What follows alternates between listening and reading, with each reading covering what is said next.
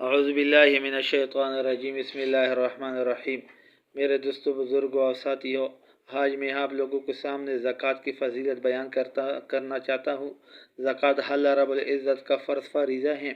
جس طرح نماز فرض ہے، جس طرح کلمہ پڑھنا فرض ہے، جس طرح روزے رکھنا فرض ہے، جس طرح حج کرنا فرض ہے، اسی طرح زکوٰۃ کی فضیلت بھی فرض ہیں۔ میرے دوستو بزرگوں، زکوٰۃ ادا کرنے سے مال میں برکت ہوتی ہے، شر و بلا سے مال محفوظ رہتا ہے۔ زکوٰۃ دے کر اپنے مال کو بھی مضبوط اور قلعے میں کر لو اور اپنی بیماریوں کا علاج و خیرات سے کرو۔ فرمان صلی اللہ علیہ وسلم کا فرمان ہے، یہ بیماریوں کو رد کرتے ہیں، یہ مال میں برکت دیتے ہیں۔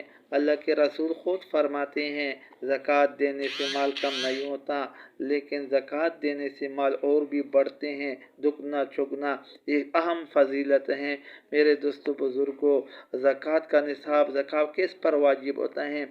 میرے دوستو بزرگوں ساتھیوں، زکوٰۃ ان لوگوں پر فرض ہے جس کے پاس مال کی نصاب پورا ہو، سونا چاندی تجارت کے سامان بھی ہو، اور گھر میں ایسے بھی سامان موجود ہوں کہ اس کا حساب 52.5 تولے سونا، اس کے علاوہ 7.5 تولے 52 تولے چاندی، 7.5 تولے سونے تک پہنچ جاتے ہیں اس کا قیمت۔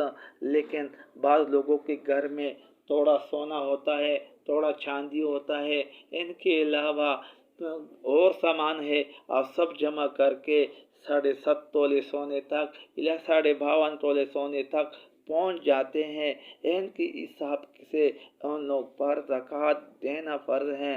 زکوٰۃ دینے کا حساب یہ ہے، جو تجارت کرتا ہے، اس کے پاس ایک سال شروع ہوا، آج 24 تاریخ ہے، اس کے پاس 1,00,000 روپے ہیں، اگلے 11 مہینے میں اس کے ساتھ 1,00,000 روپے بھی موجود ہیں، اس پر بھی دکان کا بھی زکوٰۃ فرض ہے، کاروبار کی بھی زکوٰۃ فرض ہے۔